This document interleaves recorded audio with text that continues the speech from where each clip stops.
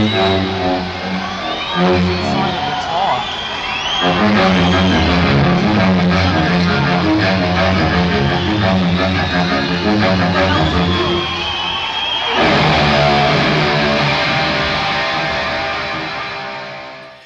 welcome back to Final Resonance TV and episode number 10 of Van Halen Stories. Today, my guest is Tom Staszewski. Is that right? Yeah, you got it, man. Staszewski. Yeah. Close. Even I can't say it right sometimes. All right. Tom's a musician out of New Jersey and a drummer, and he plays in a few tribute bands, and one of those is an Ozzy tribute band. And, the tribute business, it has just grown like insanely over the last, you've been doing that for how long? The tribute scene? Yeah. Man, I started probably about 20 years ago. The first tribute band I was in was a Who tribute band called Substitute. And that was probably like in 95, 96, I guess. Right. And so I was kind of doing my Keith Moon impersonation all night. And that was a short-lived band. I mean, we were together for about a year, only did a couple of gigs. And it was tough booking a Who band in the Jersey, Philadelphia area. Back then, the tribute thing was kind of new. And a lot of bar owners were just like, I don't know if I can really draw, you guys are going to draw anybody because of the Who. The Who's like, as legendary of a band the Who is, it's not like a Stones tribute or like an Aerosmith or, a Zeppelin. It's just, the Who is very British. They get played on classic rock a lot, but they're not, it's just, for some reason, they don't have that, at least around here, they don't have that widespread appeal that like the big guys do, like the Zeppelin, even though I look at them as being on the same level, and I think they are. Right. And they're one of my favorite bands. It's just, the Who is a tough sell. They didn't have a lot of like radio hits, it was kind of, it's not like the Stones. The Stones has got like 40 songs that get played on the radio still. The Who has, maybe 10. Yeah, so it's difficult because you have to you really have to think about the material and what's going to go over from a general sense for every, and then and depending on the format, whether it's a long show or short show, that kind of thing. Yeah. But I was in the Who tribute band about 20 years ago. And then I was in a Journey tribute band for a while. And then I did kind of like what you're doing. I did an 80s tribute. I started in 2012 called Like Totally 80s.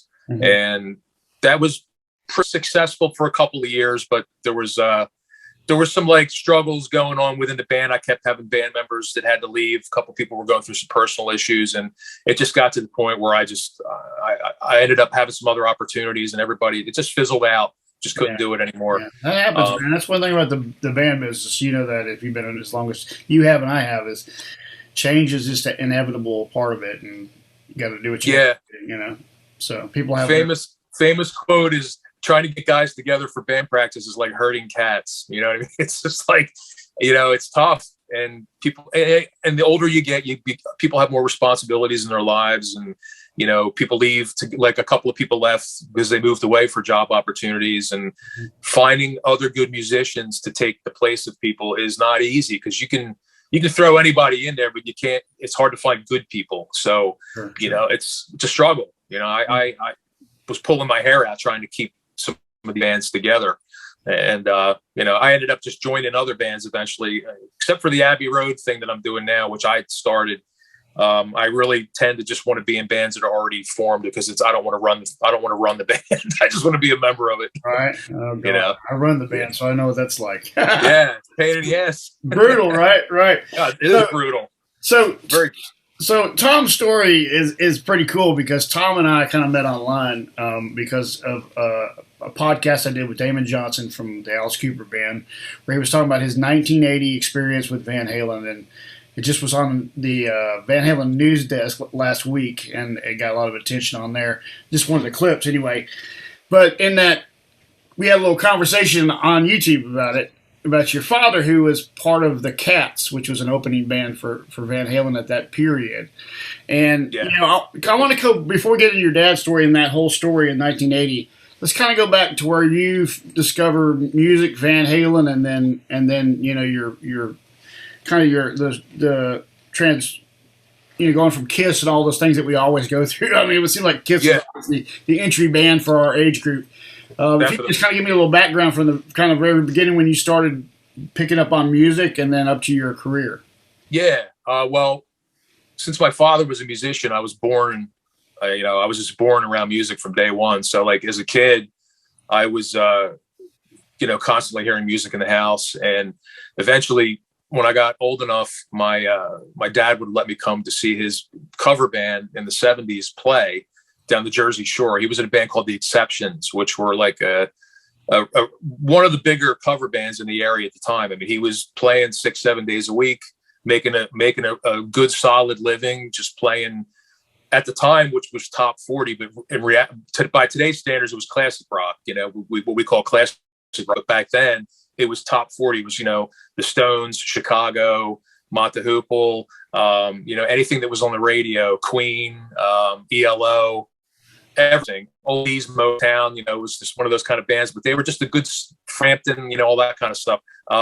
So he was, doing that for a living, and I got to go see him play in the bars as a kid, and I would get on stage and kind of sit in with him and play the drums a little bit and stuff. And that was when I was about like maybe between the ages of like 6 and 7 to like 9, when I was doing that. And I just started, really taking notice of music because it just struck a chord with me.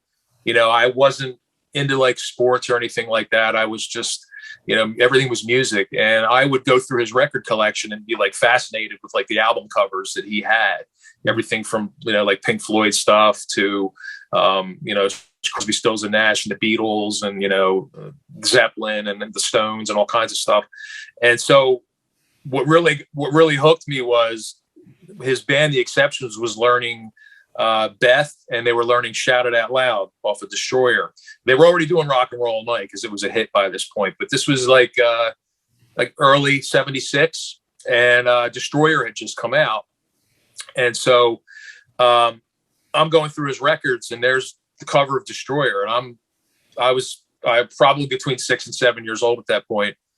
And that cover, you see that as a kid, yeah, and you're like, what the hell is this? It's just what is this? Who are these guys? Who's singing what song? Like, which guy is singing this song? Because you really didn't know. Yeah. And I put the record on, and I was just like, Detroit Rock City, King of the Nighttime World, the whole record. It just blew me away as a kid because it was just great rock and roll combined with these guys, and I had no idea what they really looked like because at that point I didn't see any magazines. They really weren't on TV, Right.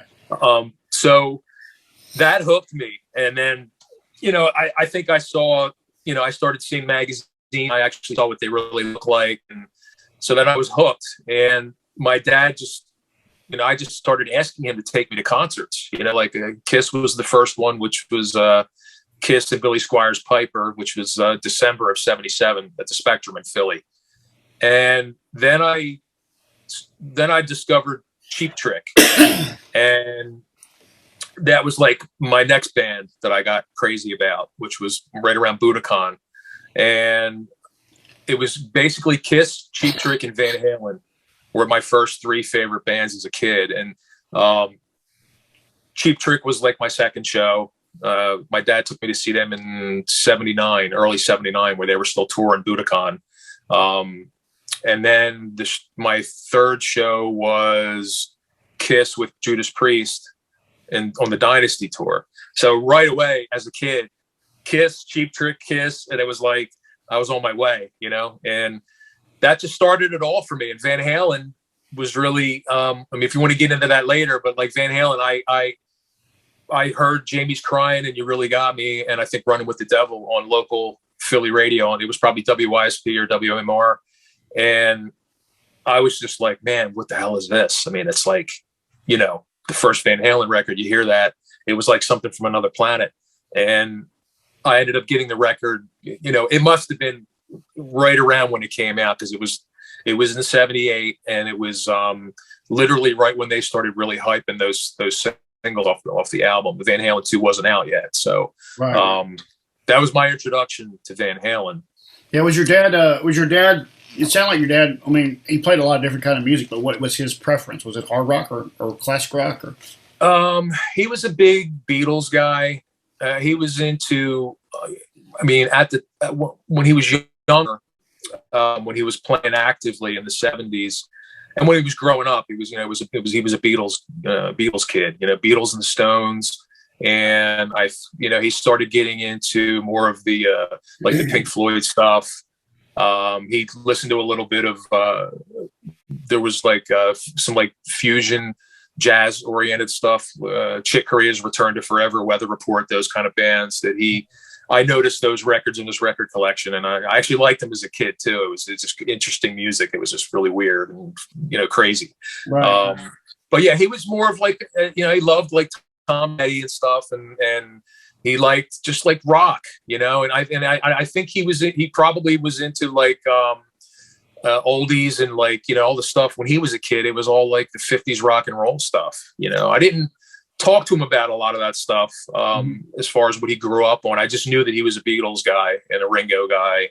Was he a product of the Ed Sullivan Show?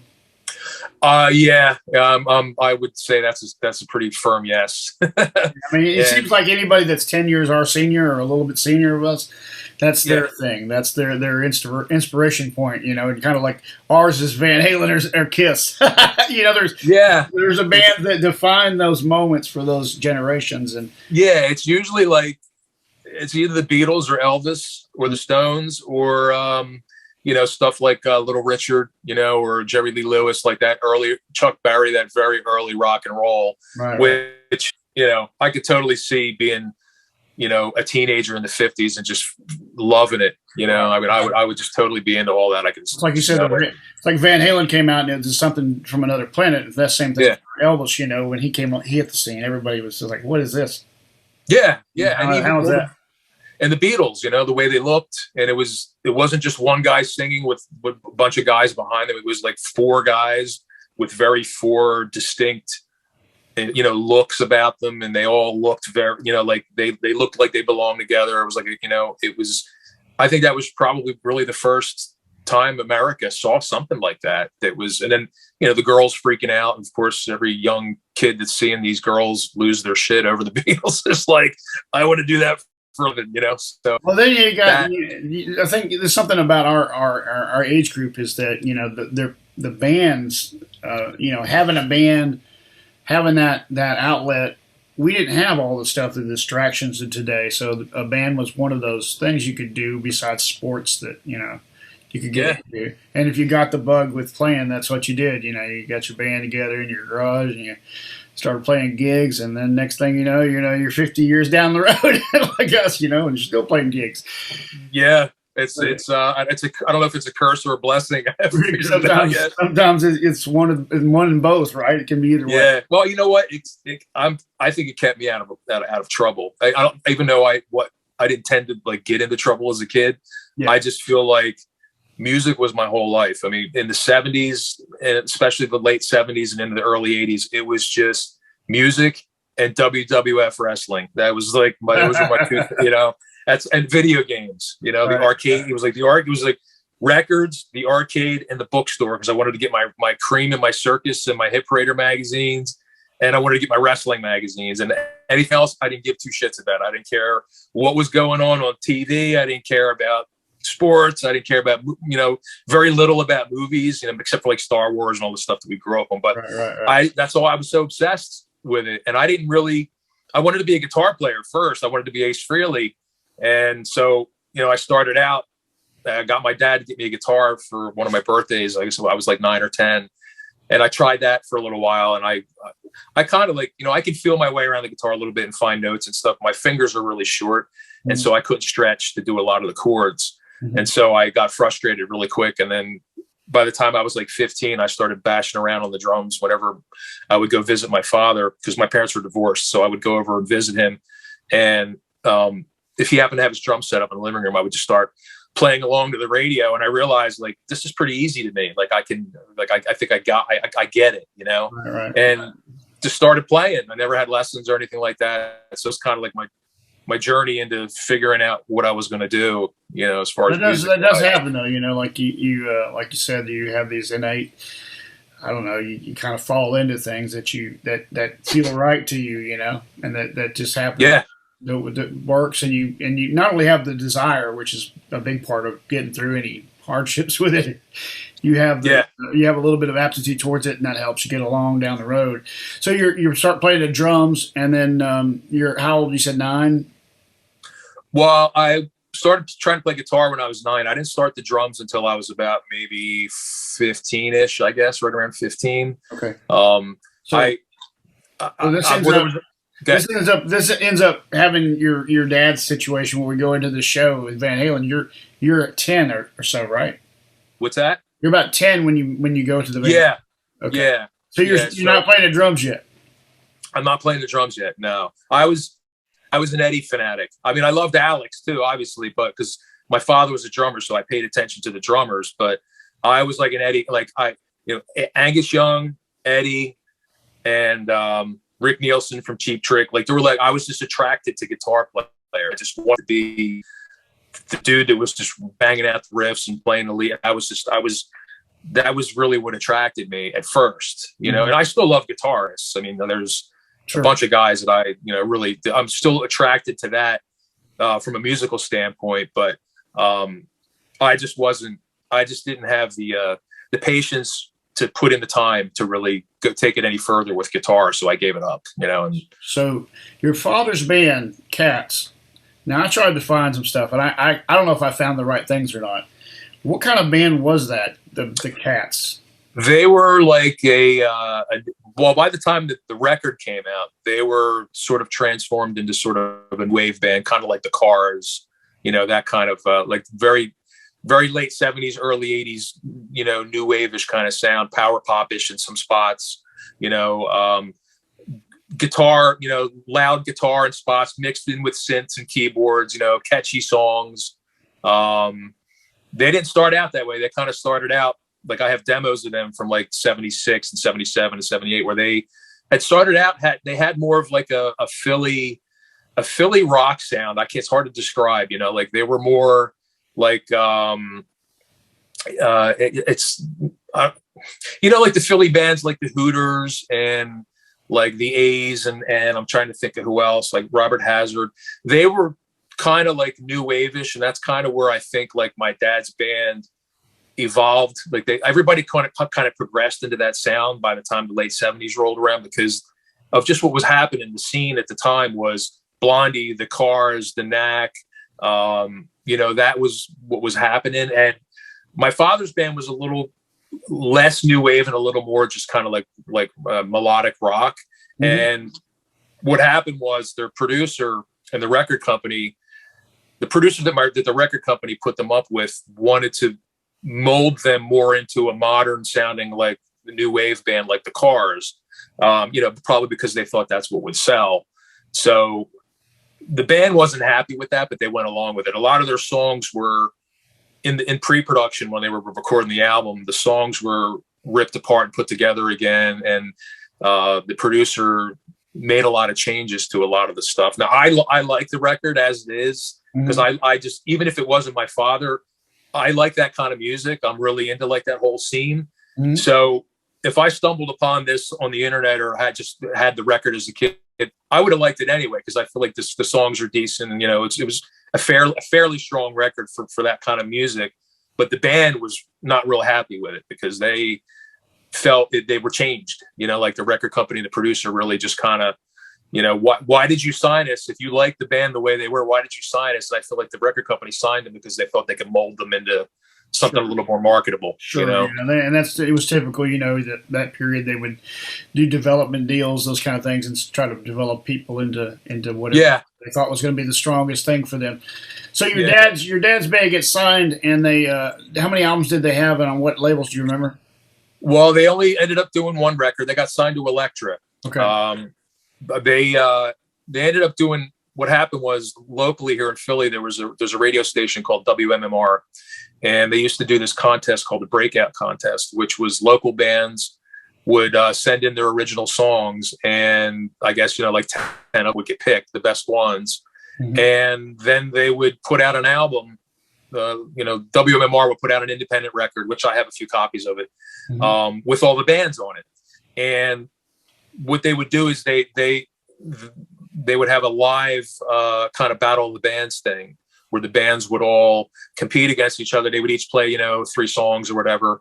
And then I don't remember how the judging worked, but whatever happened, my father's band ended up winning the night that they had the judging of the 10 bands. And so what happened was they won studio time and they won equipment. And then they won, I think, the opportunity to showcase for some labels. So an interesting side note on the WMMR breakout record, there was a band called Hot Property, which the drummer in that band was David Osikinen from the Hooters, who I'm friends with online. I've seen his a band called In the Pocket that plays locally here in Philadelphia. It's like a Philly music review kind of thing, and they do some Hooters and stuff like that. He's a great guy. He used to go see my father playing the Exceptions back in the day. Okay. And he knew, long story short, he saw me on Facebook and he saw my last name and he's like, "Are you related to Tommy from," he saw who my dad was. And he was like, "I used to go see your dad play. I loved him as a player, and he was a great guy. And I remember the Cats, and we were on the same." And I looked at the record, and I looked at the bands that were on this WMMR record, and I saw, David Osikinen. There was people on the record that ended up doing other things later. He ended up going and joining the Hooters and going on to great success with them. Right. Dave's a great guy, and so that's like a little bonding thing between me and him that we have, is we both, my father basically is the connection between me and him. Mm-hmm. And so anyway, the Cats won the contest, and they showcased for some labels. They showcased for Elektra. It was a show at a place called Emerald City in Cherry Hill, which a lot of nationals used to play. Like Alice Cooper played there, Aerosmith. It was like a very large size. It used to be called the Latin Casino. Sinatra would play there. And then they kind of remodeled it into like a new wave dance concert hall / disco. They would have disco nights, and then they would have bands that would play there. Right. And so it was a big new wave place. B-52s were there. I saw Thin Lizzy there in 81 when I was 11, because my dad ended up working there for a little while as a crew guy. Mm-hmm. This was after the Van Halen tour and after the band broke up. He had a part-time job working at this place, Emerald City, and I ended up getting to go to see Thin Lizzy and, sitting up in the lighting booth and watching the show as a kid. I was 11, and I already liked Thin Lizzy. I only knew a few songs, but it blew me away. Which lineup was this? Was it Snowy White? Okay, Snowy White on guitar. So it was the Chinatown tour. Okay. So So it was Scott Gorham, Phil Lynott, however you say that, and Brian Downey was still on drums. So it was the classic lineup, except that Snowy White had replaced I guess Gary Moore, because Gary Moore was the guy right before him. Yeah. So what a great show. I mean, I'm a Thin Lizzy fan today. I mean, it's one of my favorite bands, but I was just lucky. I was just in the right place at the right time. I had the right dad. Right. Damon Johnson's a giant Thin Lizzy fan. And then he ended up playing with him later in life, it's crazy. With Scott Gorham, and and it's amazing some of those things that happen, just because you stay around long enough. It's just stuff happens. Right. I mean, who would think as a kid that you're going to end up playing in Thin Lizzy? You know what I mean? And it's amazing. He's lucky. He is right. Very fortunate. Other buddies playing with the Kiss guys. Those buddies of mine is we all. I can imagine. We all I couldn't even imagine it. I would just be losing my shit. So the Kiss thing now. This goes the Van Halen and Kiss story is combined, right? This show that you go to, the show's in 1980. Yeah, and your dad's band is on tour and opening up for Van Halen on the World Invasion tour. What's the venue? It was Nassau Coliseum in Long Island. All right, July 26th. All right. So tell me about this whole. How did you find out? Yeah. Well, I'll give you a little backstory. So, my real quick, my dad's band, they got signed to Elektra, right, and then they went up and recorded their album at Bearsville Studios, Todd Rundgren's place up in New York, which I got to go to as a kid. I have some pictures of me in the studio, and there's there was like a rehearsal barn that they pre-produced. They did the pre-production for the record and everything. So I got to hang out a little bit, and I got to go up for like a long weekend. This was in like the winter of like the beginning of 1980.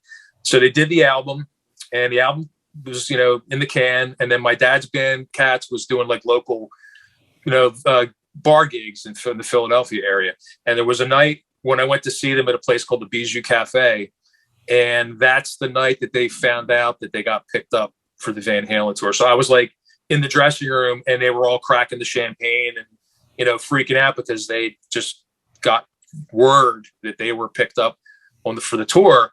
And it's funny because my dad had just taken me to see Van Halen in May. I think it was May 7th at the Spectrum, the beginning of the Women and Children First tour. And we had like, I was like 7th or 8th row tickets because my dad, the band Cats, their management company was the owners of Electric Factory Concerts, which booked the Spectrum. So the connection was basically, if my dad wanted tickets for something, he just had to call the office and he got tickets. So like we had the hookup for a long time. Sure. In fact, he was, there was another guy that was involved. His name was Bill Rogers, who was part of Electric Factory. And he's a promoter now in this area. He does that Scottish Rite Theater. I think it's BRE Entertainment, Bill Rogers Entertainment.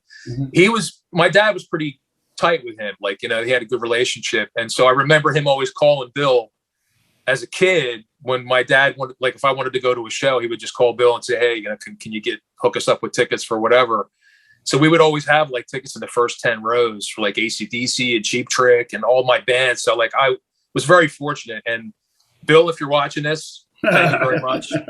I'll probably send him a link so he can see it. Right. And he was involved with Cats too. So there was like, you know, the 6 degrees of, you know, everybody was involved. And so I was going to say, so they found out they had the tour, and he had just taken me to see them. So, you know, little did he know when we were sitting watching the band at the Spectrum that 2 months later his band was going to be out on the road with them for 2.5 months. It's just crazy to think about, you know, and I was already Van Halen fanatic. So like, I was completely shitting my pants. You know, like I was like, are you kidding me? Like it was unbelievable, you know? So they ended up leaving for the tour. And then what happened was the closest they were playing, because the tours were kind of routed a little weird back then. They would play, like they played Philly in May, and then they ended up coming back around here again in July, but they didn't play Philly again. They played like Baltimore, which is only, you know, 2.5 hours away. And then they did Nassau Coliseum, but they didn't do the Garden, which was, for some reason, they just weren't at the Garden level yet or whatever. I don't know why, but so they did Nassau Coliseum. So my stepmom went to Baltimore, and I ended up going to Nassau.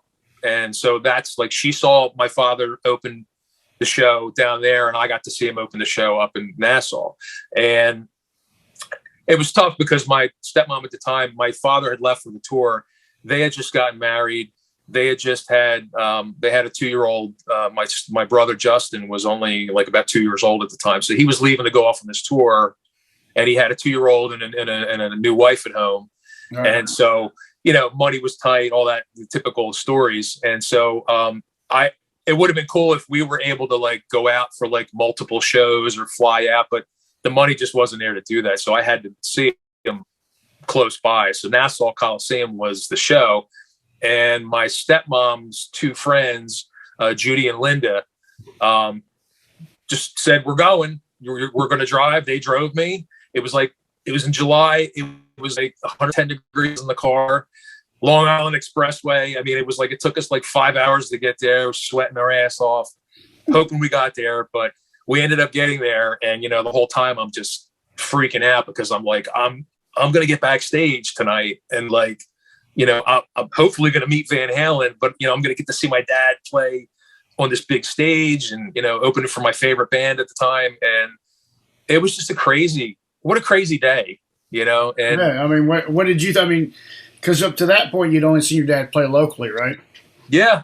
Well, yeah, because it was bars and, you know, like larger theaters around here. He hadn't done, that band hadn't done any kind of touring or arena shows at that point. The biggest show that I saw them at was Emerald City the night they got they did the showcase for Elektra.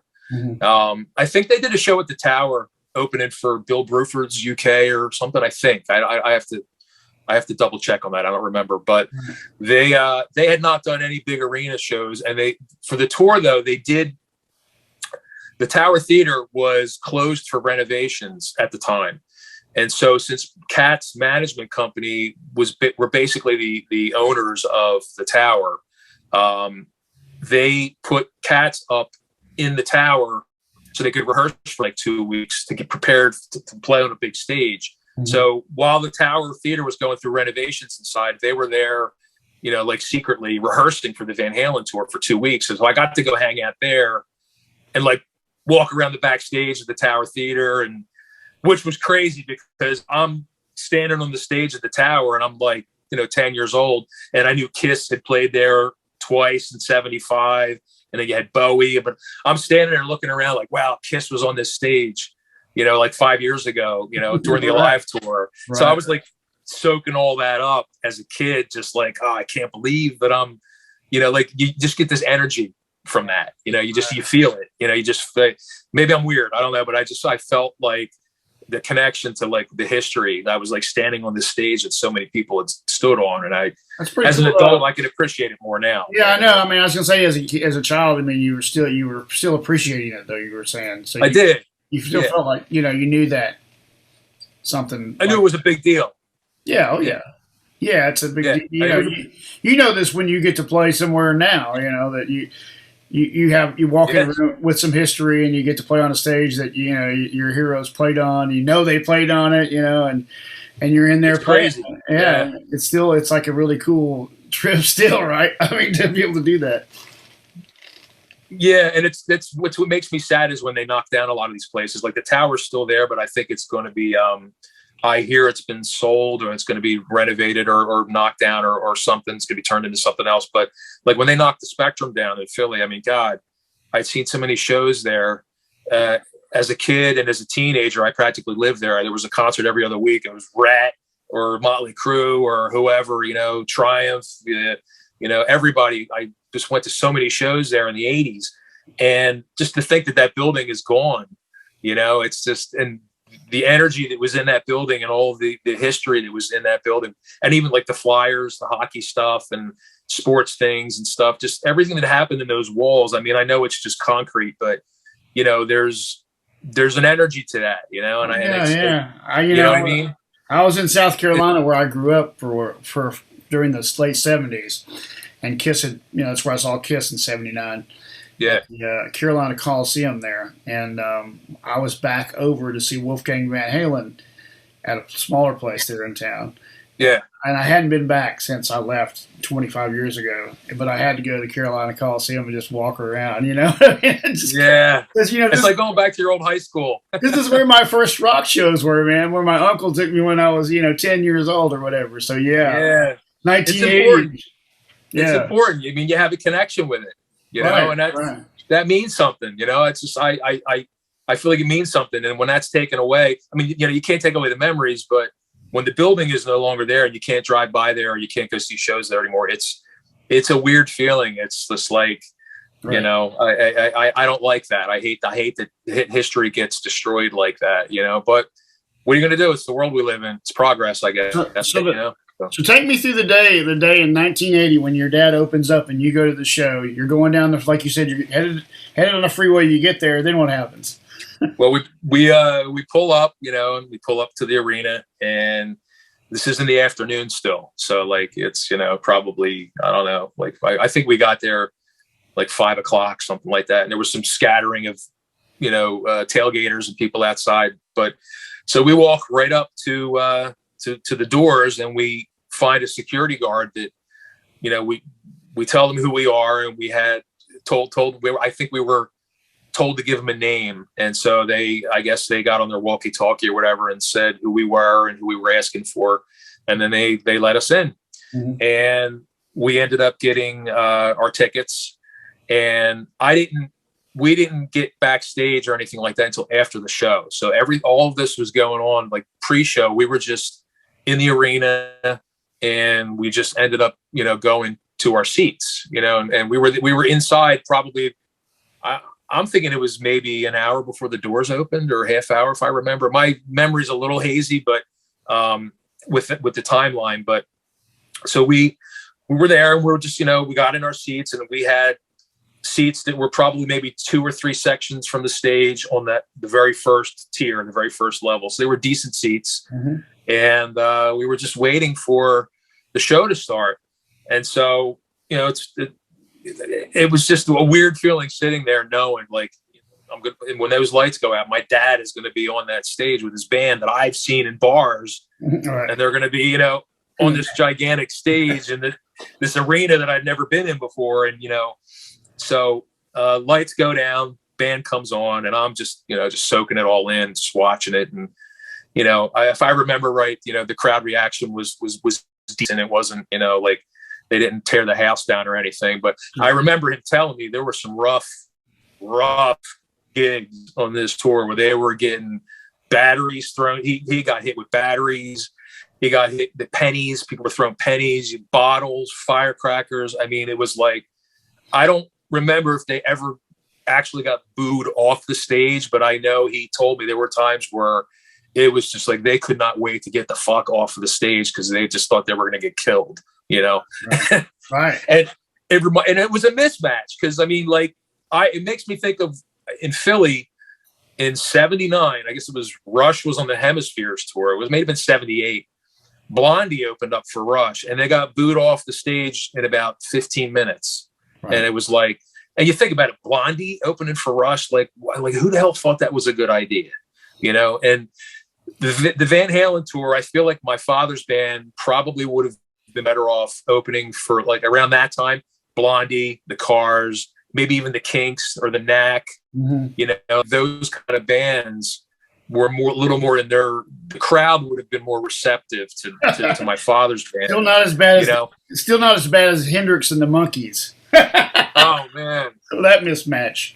I love the Monkees, man. I got a Monkees tattoo. There you go. If you can see it. There you go. It's right here. You can't see it, but you know about that. You've heard about that, right? You heard about the Monkees and Hendrix mismatch. I did. Yeah, and that's crazy. But you know what? It was the '60s, so like the '60s had those huge those concerts where there would be like 10 bands, and every band would play like a 15-20 minute set, and they would do like 3 shows a day. It would be like the Who, the Kinks, Dave Clark 5, and then it would be like Petula Clark and like Dusty Springfield, and then they would have Otis Redding, or like it would be this crazy eclectic, and they would have a juggler, you know what I mean, or so, like it would be like all over the map. But I feel like back then people were a little more receptive. But the thing with Hendrix is Monkees crowd is all kids and like girls, right. So Hendrix must have looked like a freaking alien to these people, and then not to mention what it sounded like. Right. Just to them, they were probably like holding their ears, like, what the fuck is this? Right? Can you imagine? I can't imagine that, man. I can't imagine it either. Don Kirshner was involved in that somehow because he was the Monkees manager, wasn't he? Don Kirshner. He was involved in the TV. He was the producer of the TV show, and I think he was involved in the first couple of records.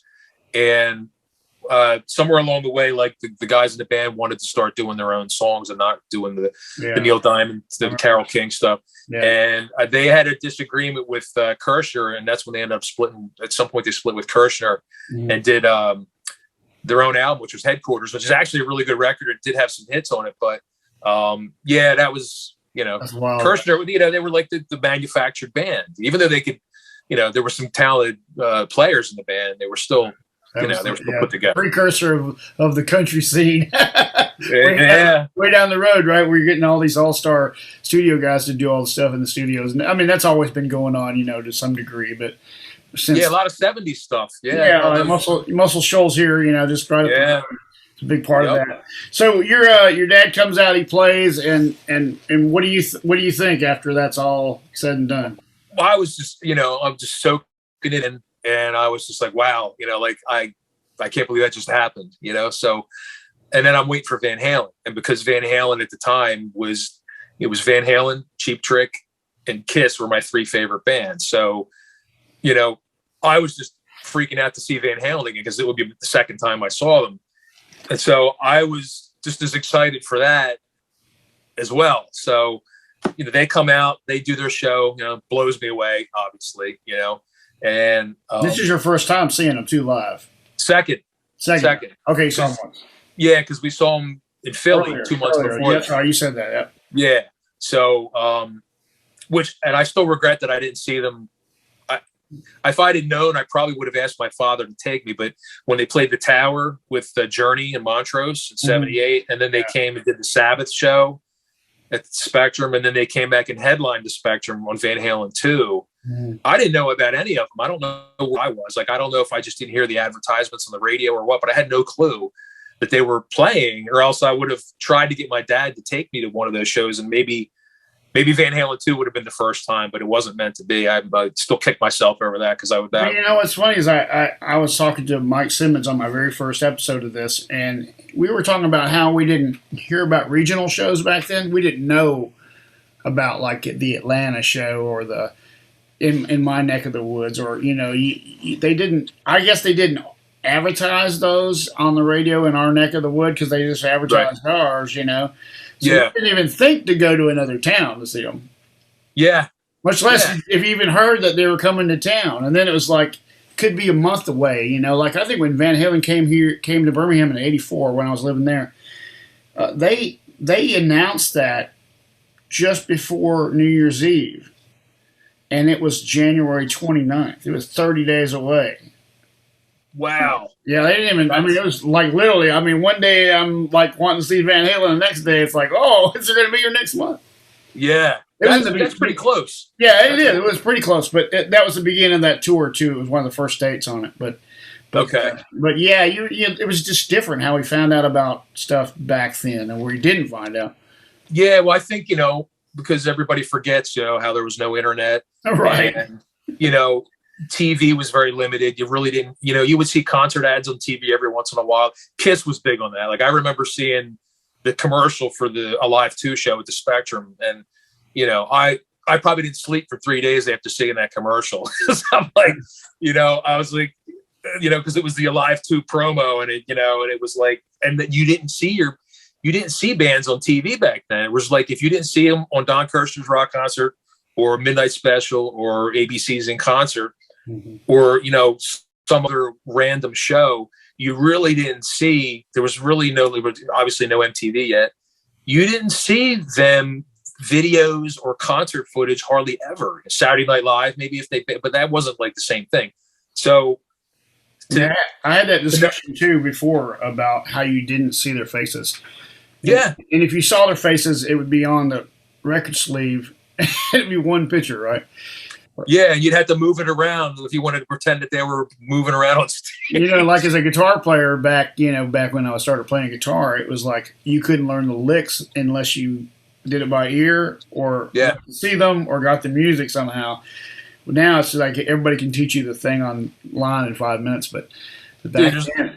Yeah, there's 8-year-olds that can play, the first side of 2112 from Rush. But it's, what I mean? Don't you think it's because they have access to all of the tools to let them do that? I mean, it's really hard to learn those things if you're a young kid by ear, unless you just have that prodigy thing where you got that.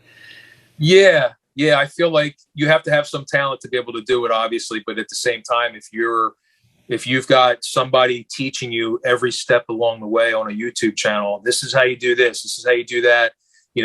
That drum fill that you hear Neil doing on Passage to Bangkok on 2112 or Hemispheres, or whatever. This is what he's actually doing, and you can watch somebody doing it. Whereas when you're a kid and you're listening to that record, you're like, how the hell is he doing this? Like, what am I listening to? Like, what? Because it's confusing. You have to put the needle back on the record 100 times and try to figure out. Man, that was so brutal. Yeah, it was. Yeah, it would have been a brutal way to learn.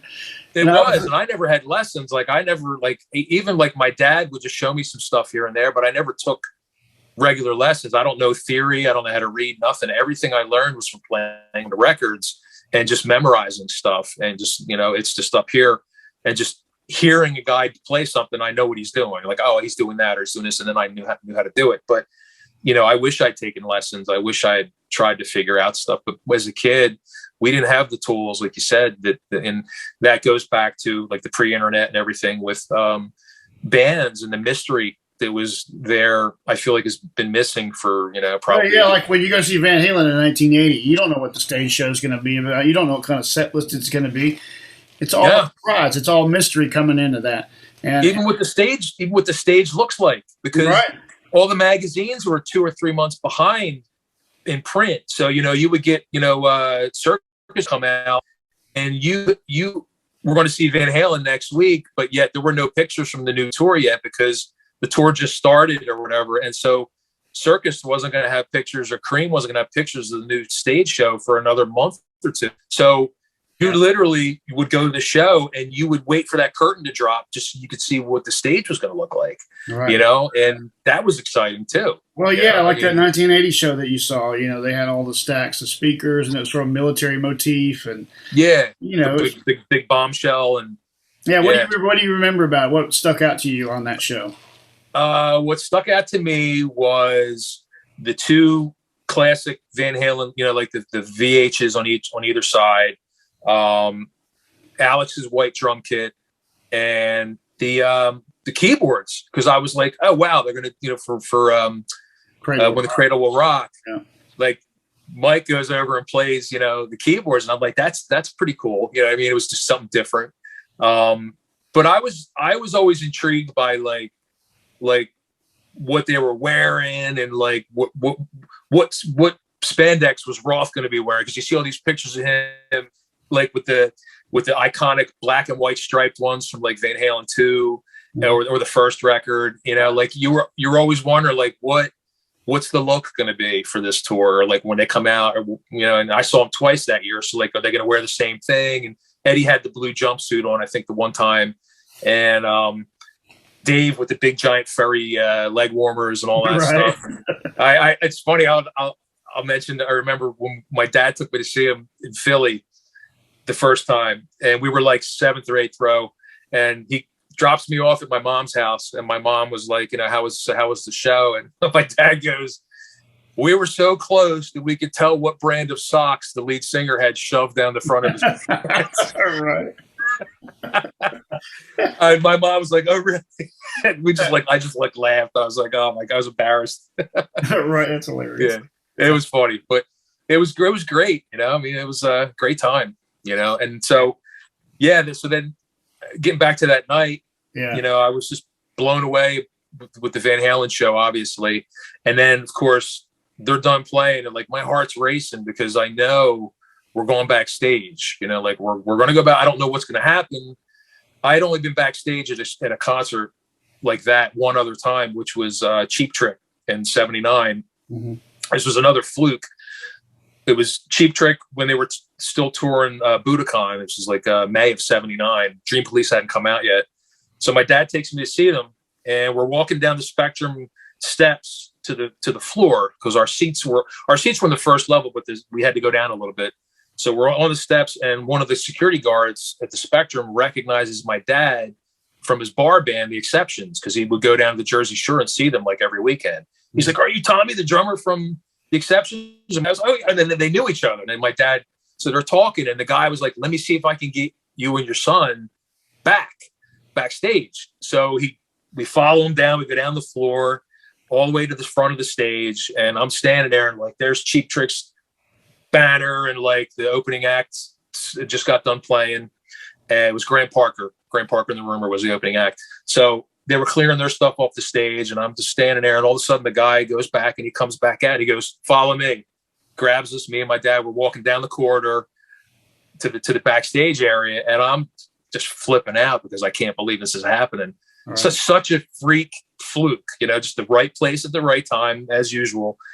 And we get backstage, and he gets us into Graham Parker's dressing room, who had just got done playing. So I knew that we had a couple of songs on the radio at the time, so I knew what it was. I wasn't like a fan. I mean, I liked it, but I wasn't that excited to meet the guy. I was like, oh, this is cool, but you know, here to see Cheap Trick, you know what I mean? So, you know, I met Graham Parker, and it was cool to meet him. I appreciate it now as an adult because I love there's like a string of Graham Parker albums that I love, and that tour, you know, was a great tour for him.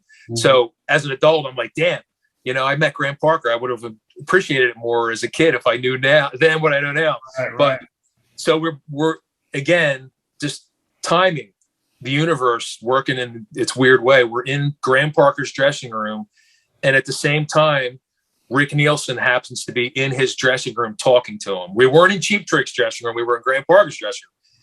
There's Rick Nielsen in his stage getup with the sweater and the hat, and he's like 6'3" or however tall he is, and he's talking to Graham Parker, and I'm just like, oh my God. He's like, hey kid, how you doing?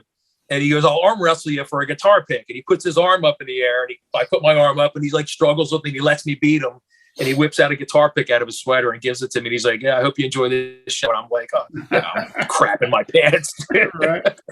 Yeah. So anyway, I'm going off on these tangents, but that was my first backstage experience of what it's like to be in the backstage, where most people don't even know what it's like to be back there. So we go back after the Van Halen show, and we meet up with my dad, and he's in like one of the corridors. So he grabs me and the two women, Judy and Linda, that took me up there. My stepmom Susie's two of her best friends, grabs us. He's like, all right, come on, we're gonna go. There's a reception. There was like a ball, it was like a little ballroom kind of, you know, it wasn't a green room. It was like a big room with like chandeliers and tables and everything, pretty decent size. It was like a reception kind of room. So as we're walking down the hallway to this room with my dad, here comes Alex Van Halen running down the hallway, like at full speed, like he's chasing after a fire or something. I don't know what he's just running. And my dad grabs him. He's like, hey, Al, come here. I want you to meet my kid. So he grabs Al, and he's like, you know, this is my son, Tommy. He's a huge fan. And Al's like, hey, nice to meet you, kid. Did you like the show? I'm like, yeah. And I was like, sorry, I got to go. I don't know what he was doing or where he was going, but he's like, I got to run. So like my interaction with Al was like literally like a minute and a half, you know what I mean? So, but it was still cool, you know, and it was just over before it even started, you know? So he took off, and then we go into this little reception area, and there's a bunch of people back there, you know, probably press and, you know, family members and fans and all that stuff. And so we're hanging out, and the first person I see is Michael Anthony sitting in like this little booth area with a couple of other people. So my dad brings me over, and he's like, Mike, you know, this is my son, Tommy, you know, big fan. And she's like, sit down. You know, so I sat down next to him, and he just started asking me, like, you know, what do you do? Like, what grade are you in? Like, what do you like? What kind of bands do you like? And then he's like, we started talking about arcades and video games, and we kind of were saying how we loved Space Invaders, you know, and it was right. Yeah. So we were just talking about that for a few minutes, and I just told him how much I love the band, and you know, I was starstruck. You know, I don't really even remember what I said. You know, it was just like I was probably tongue-tied. You know, if I was just in awe of these people. You know, because being 10 years old, and these are the people that you have hanging on your wall, you know, and they literally are larger than life to you, especially at that age. Right. So, you know, I talked to Mike, and he was a super nice guy. Michael Anthony, he was just awesome, you know, couldn't be nicer.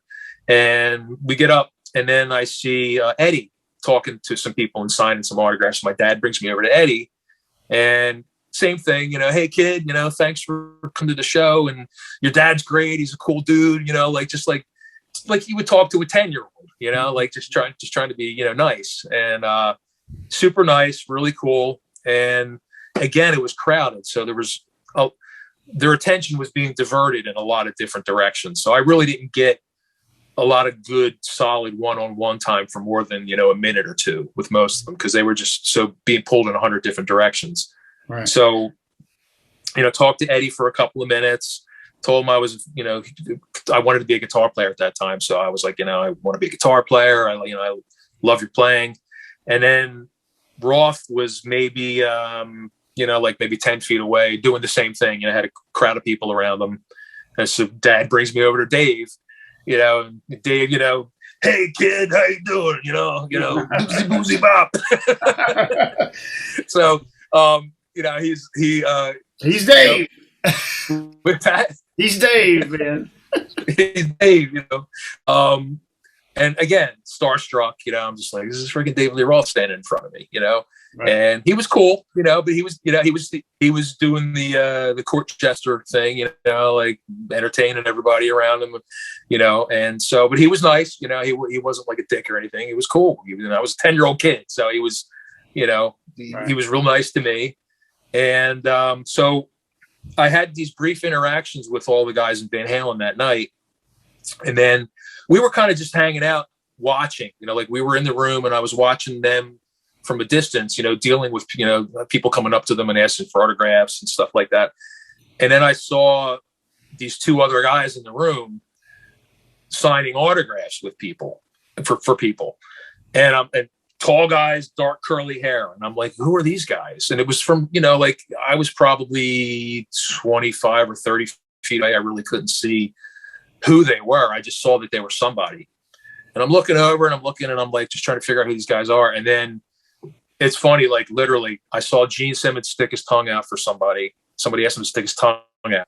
And I was like, ding, the light bulb went off. And just then, I think it was Judy came running up to me. She's like, Tommy, you're never going to believe who's here. It's Gene. And I'm like, I know, it's Gene Simmons. And she's like, yeah, Paul Stanley. They're over there. And they don't have any makeup on. And this is back when nobody knew what they looked like. Right. This is before the makeup was off, right? Yeah, this is 80. So they were, they just put out Unmasked, ironically, which, but they were still wearing the makeup. This is, right. Yeah, it was right. Eric Carr had just joined the band, replacing Peter Criss. And they had just done the night before the Palladium show with Eric Carr was the debut performance. I got you. So they were in New York. They lived in New York at the time. So they were, they were going to be around anyway, but they just so happened to have done that show the night before. And then they were here at the Van Halen show. And of course Gene has the Van Halen connection. So it makes sense that they would be there, Right.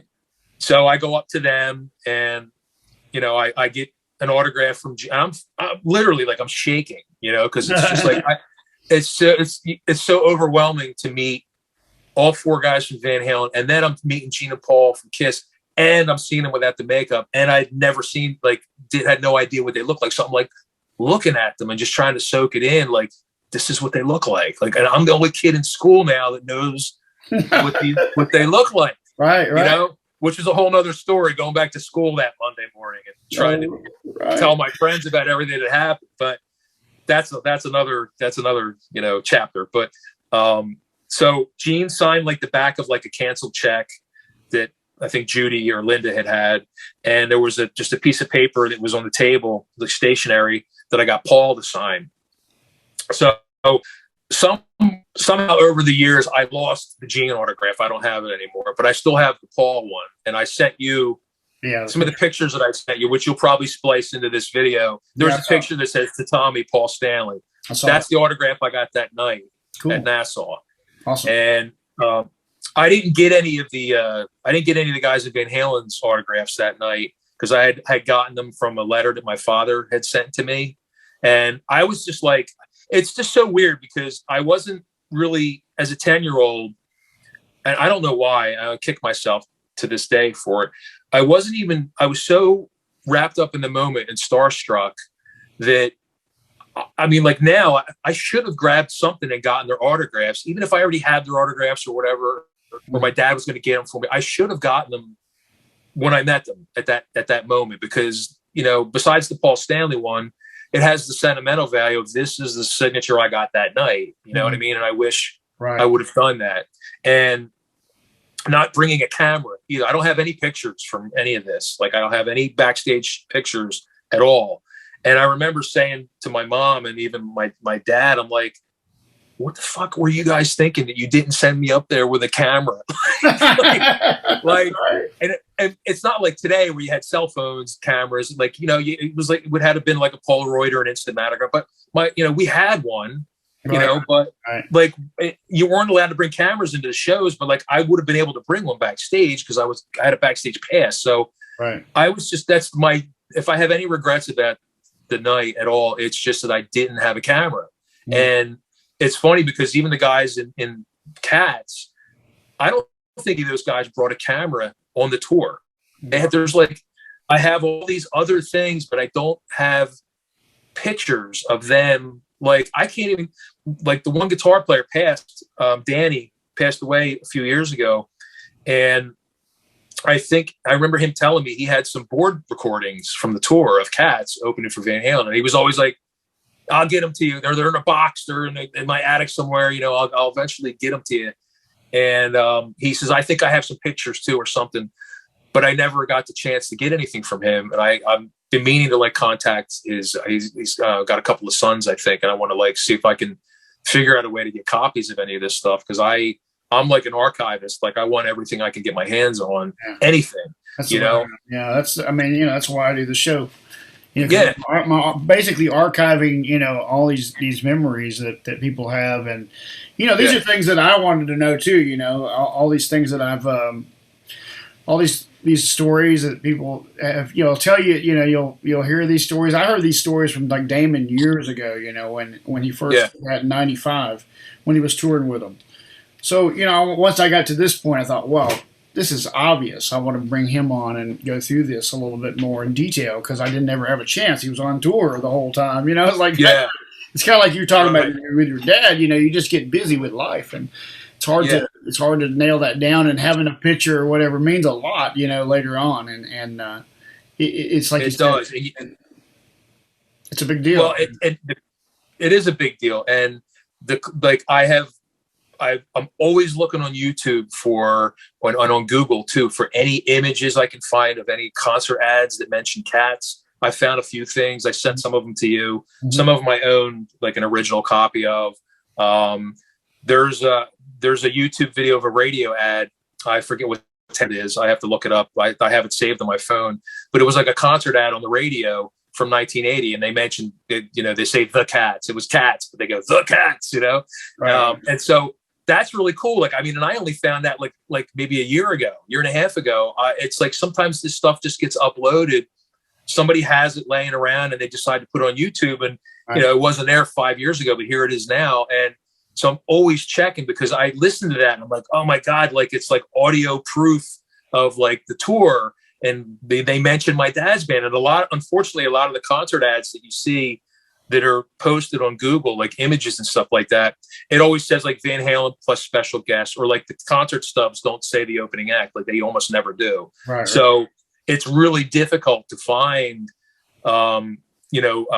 memorabilia that is tied into that tour. So anything I can find, I'm always like, oh my God, I gotta get this. I gotta get that, Yeah, I had a guy, when I started this, somebody heard me say that my first show with Van Halen was 1984 in Birmingham. Yeah. And this person came out of the woodwork and says, I have bootlegs of all these shows that you in Birmingham. He goes, want you to send you some of the show in 84? Now, dude, it's been like 30 years, and he delivers to me the show I was at. Wow. So that was just like, wow, the opening of the show, Yeah. And something else came up like that. Somebody else had there was a couple bootlegs out there that I was able to tie into some other shows. Yeah. Like, I'll go out and look for, when I'm putting this together, I hadn't really even said this on any of the episodes, but when I do these things, I generally go out and look for real material from those shows. Yeah. I try to find a bootleg of that show, like you were talking about, in 80, and tie that into the front or the back with, a little piece of it, Right. And so that's really cool, man. That's the kind of stuff I go out and look for too. I'm always out there looking for that and trying to find rare things. Now, 1980, you saw the one show with your dad, and then you, of course, saw Van Halen, I assume, many more times after this. Yeah. Go ahead. Real quick, you mentioned bootlegs. There is a bootleg of this night, the July 26th Nassau show. There's like clips of it on some YouTube videos that I'd found. Like, there's a couple of compilations, like tour compilations that somebody put together of like 4 or 5 songs from different locations from 1980. And there is some audio of that show out. That quality's pretty rough, you know what I mean? But still listen to it because I'm like, well, I was there. That was the night, so I had to listen to it. So I listened to it. Right. But the quality's a little patchy. But on that same sort of subject, you're talking about like trying to find things that pertain to like a particular night. Right. When I see pictures online of people that posted pictures from like the Women and Children First tour, and it's a date that I know my dad's band opened, it's really weird for me to, because I look at it, like even the pictures from this night that I've found online, but other pictures from other cities, and I'm looking at these photos, like the full stage, and I'm looking at the picture, and I'm like, my dad was on that stage like an hour before that picture was taken, playing with his band. It's weird. It's a weird thing. You know what I mean? It's like, I just think of these things and I'm like, it's so cool. You know what I mean? It's like, I soak it in, like I want to have all that stuff, but, oh, so you were saying about seeing Van Halen after this tour? Yeah. 81. I saw him in 81. I got to put my glasses on so I can give you the date here, but I have the ticket stubs here. Yeah. I'll send you these. I don't think I sent you pictures of these, but July 21st, 81 at the Spectrum. That's the ticket stub from that night. Wow. And you know what? I think I have a picture from that show. Do you really? You know what it is? It's I had Mark Wise on here, the photographer. Okay. Famous photographer, rock photographer. Yeah. He was at those shows. Yeah. He was at that show, or there was, I think, 2 or 3 shows that year. I think they did 3. Yeah. And he was at all 3 of those, I think. Wow. And he if you go back and look through my interviews with, I have a thing called Musical Journeys as well, which is more of a career retrospective. Yeah. Mark was on, and I was in a place in Miami, a guitar shop, and they had a bunch of his prints. Okay. And it was this print of Van Halen in 1981 from the Spectrum that just blew my mind. And I had to have it, right? And my friend that runs a store down there knew him, so he hooked me up with him. And so that's anyway, great, in the episode that we did, I showed this print, and the print, and it's actually, there's a separate video where I did his book, and the prints in that video of that one of those nights at the Spectrum. Really? Yeah. Nice. Because he went in, we were talking about where it was. Yeah. Because he was in that area, he would I think he was in Jersey too. He used to satellite out to the, local, regional concerts. Okay. And that was one he went to in Philly. Wow. Yeah, so from that same show. Or that's pretty cool. One of those 3. Yeah. That's the thing is, I never remember what night I went to until I pull out the ticket stub. I'm like, right. Okay. It was 3 nights, What did you think of Fair Warning? Was it better or the same, or? As far as the show? Yeah. I loved it. I mean, I thought it was great. I mean, obviously I have an emotional attachment to the Women and Children First era because of my dad and everything. And that was just a magical thing for me. So I feel like nothing's going to top that in my head just because I'm biased. Right. Yeah. So, what was I saying? 81. Oh, that's the 81 versus 80. Yeah.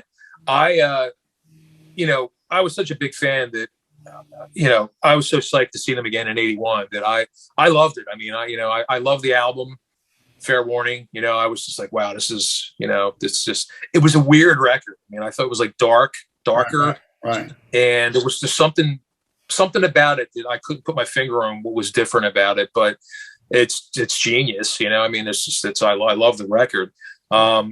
The Van Halen, the 81 show, unfortunately, my father wasn't able to take me to that show. So I ended up going with a guy named Eddie Harris, who was an old bandmate of my father's who I knew as a kid. And so he agreed to take me. My dad got us the tickets, and I got the pass here still, the backstage pass that I had from that night. Original, it's all worn out, Right, awesome.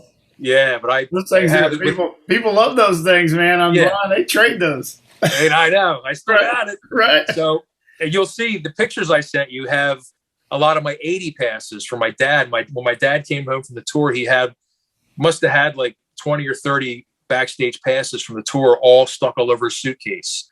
So I tore off as many as I could. I think my brothers got some of them. Some of them got destroyed or ripped in half, but I managed to salvage like 8 of them. And so they're framed. I don't know if you can see behind me, but I have on the floor here. I sent you a picture of this. So you can splice it in. Yeah, I did. In this big frame, it's got the letter that my father sent me from the tour when they were in Canada, that he got all the guys from Van Halen to sign. So one day I get a letter in the mail, and it has a Holiday Inn letterhead on the envelope, and I open it up, and that letter is in there, and you'll see it when you'll see it in the pictures I sent. Yeah. So he got all the guys in Van Halen to sign it, and he mailed it to me. And anyway, the backstage passes and all that stuff I took off his thing, and where were we going with this? I forget. We were talking about the 81 pass. We got backstage for 81, me and Eddie, the guy at the show, and we got into the green room, or the waiting room, where there were wait, like there was just local people, the press and record company people and stuff like that, and the band had left. Like there was no meet and greet that night. If there was, we weren't in the right room, because nothing, people came into the room and said the band's left, there's not anything happening, thanks for coming, whatever. So we sat back there for maybe 45 minutes waiting to see if we were going to get to meet them, and it didn't happen that night, so unfortunately. But it was still cool to be backstage. It was just, I was hoping I was going to get to meet them again and kind of see, hey, do you remember my dad? Of course it was.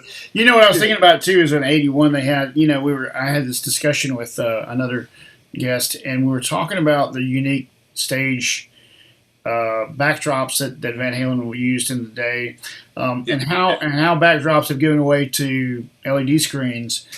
And in that particular tour, they had two backdrops, and and this is something I just heard. I don't know if this is true, but they would use one night and one the other. One was a cityscape. Yeah. And one apparently was a city in rubble. Really? Okay. Do you remember any of that? I don't remember. I mean, I remember the backdrop, but I don't remember which one they had the night that I saw them. I honestly don't remember. I think my next guest is going to be the one who tells me this. Can you say who it is, or is it a secret? Well, he's not like super well known, but he's a musician producer out of LA, and he was there in the '81 tour, and he was like us. He's just a maniac musician who just loved Van Halen, and he's got some pretty cool stories. So he started out like us, he met Eddie when he was a kid, and eventually worked with him later in life. So there's some more to it, but I haven't got it all myself yet, but we'll see. It's going to be pretty cool. But that's pretty cool. He was at the 81 show, and he was talking about the backdrops, and I didn't know that they had different ones for different nights. But I didn't know that either. I haven't either. It's always something. I'm finding all kinds of things.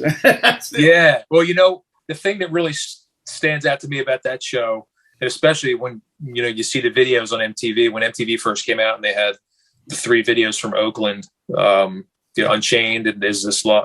So This Is Love, and Hear About It Later, was that when the lighting rig tilted down and the big light up Van Halen VH was on there. I thought that was really pretty badass. When I was a kid, I was like, wow, that's really cool. Well, you think about the Kiss sign. That was, when we were kids, that was the big deal. Yeah, right behind you. But then the Van Halen thing's this even bigger thing. They started this progression of bigger and bigger and bigger till '84. Which was a gigantic rig. Yes. And so that those videos though, man, '81. That's what I was going to tell. I waited to tell you this, but that was what got me into playing guitar. I saw the Unchained video one night. Yeah. In about '82, it was Don Kirshner's rock concert, just happened to be, and I saw Roth doing his little interview with Jim Ladd, and then they went into in that video, man. And I don't know what it was about that, but that drop D and something. I don't know, man. I was just. How could you not love that? I did. I mean, and I think. And Ryan Cook, who was on a couple back, we were talking about how those images, they just burned into your soul, man. And totally. And part of your DNA. You're a kid, and this is what I was saying about Kiss. Is when I was a kid and Kiss was big, I didn't really see how I could be Kiss. I loved Kiss, and I wanted to be Ace Frehley, of course, like everybody. But until Van Halen came along, I didn't see how I could fit into this thing. You know, it didn't strike me like, oh, that's what I want to do. Yeah. Until I saw Van Halen on those videos, and I thought, wow, man, I want to do this. That is awesome right there. That's something I want to do. Yeah. That's really cool. Yeah, so you know that's kind of what's been my whole thing. I even have a Van Halen tribute. It's called Forever Unchained, and we do the 81 get up. We wear the whole outfits and all that. You know. I saw you posted on Facebook. I think you got a gig coming up or something. You return. We're gonna do 4 of them this year. We don't do them a lot, but we do them regional, and it's fun, you know. But it's a lot of work, you know. It's a lot of work just to keep them up. Dude, I know. Trust me. I'll have to check it out. Yeah, you have. I'll send you a video. I've got some videos of that out there, and I'll send you that. But I'm also on Instagram with a thing called Forever Unchained 1981, which is it's kind of like a picture site where I just try to find the weirdest, rarest things I can dig up. I'm like a member of like 50 of these Van Halen sites, you know, and the groups, and I see different stuff every day, and I'm trying to find ones I've never seen, and that's always cool. digging for 81 because it's it wasn't like a super photographed. Either was 80. No, it wasn't particularly well photographed. You're right. There's not a lot, and what's even more upsetting is there really isn't hardly any video from 80 either. I mean, there's like the European TV appearances, and you know. That crazy loss of control video that they filmed that was never released, you know. Right. But really, like, there's no pro shot, like, you know, like there's no full. Well, even 79, there's. I mean, you know, I hear that there's stuff that the band has from 79 that nobody's ever seen or heard. You know, some like, you know. Full stage video shot stuff and some things that the band has, but I don't know if it'll ever see the light of day. But 80 and 81, especially, like I was always hoping that Oakland 81 show existed, like the whole thing. But everything I read, like on the Van Halen news desk and other people that seem to know, they're like, you know, there really isn't anything. That was like they just edited down what they had to those 3 songs, and that's it. Yeah, Wolfgang said that. You know, he said that he said that everybody tells him they want that video, and he's heard that a million times. And you know, he's like, he said, sorry, but I asked my dad. It don't exist.